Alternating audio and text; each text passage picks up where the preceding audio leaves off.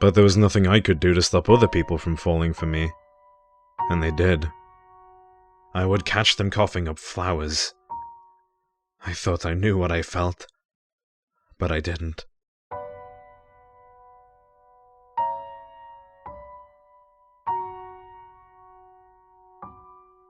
What happened next was surprising. We had thought of the possibility, but we had discarded the scenario as quite unlikely. Except it happened. As patient K was undergoing treatment, patient D fell in love with him.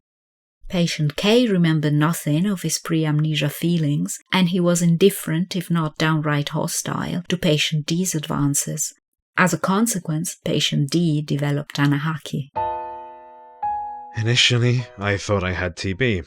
The first time it happened, it was just a few red flecks. I told myself it was blood. But then, it happened again.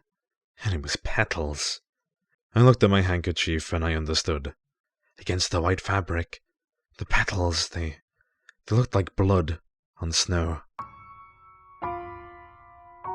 As a scientist, I realized that we had the perfect opportunity to study more in detail the way Hanahaki blood types combine and react to each other.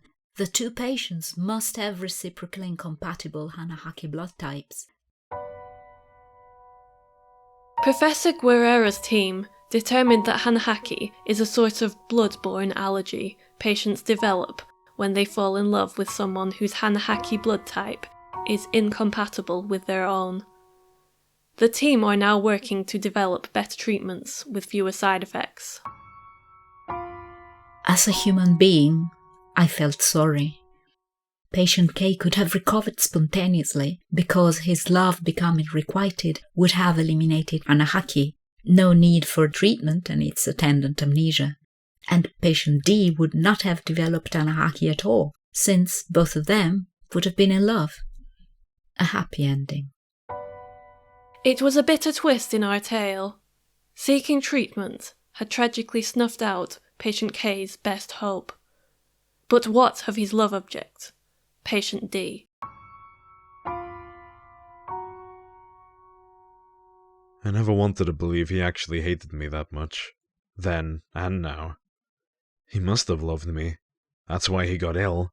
But he must have hated me so much too. To ask to be butchered, like...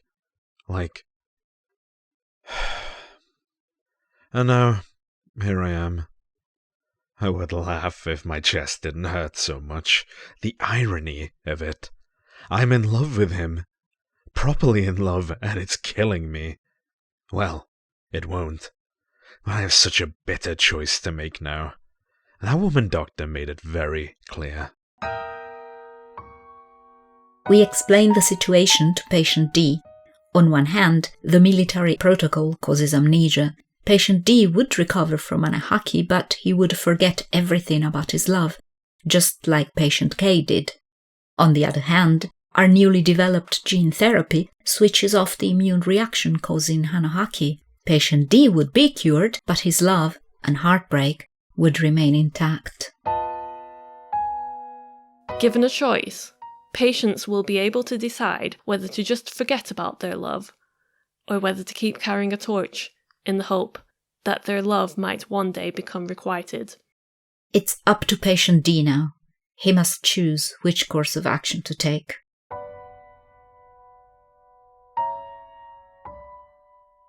Patient K chose to forget about patient D, and is now indifferent and unmoved.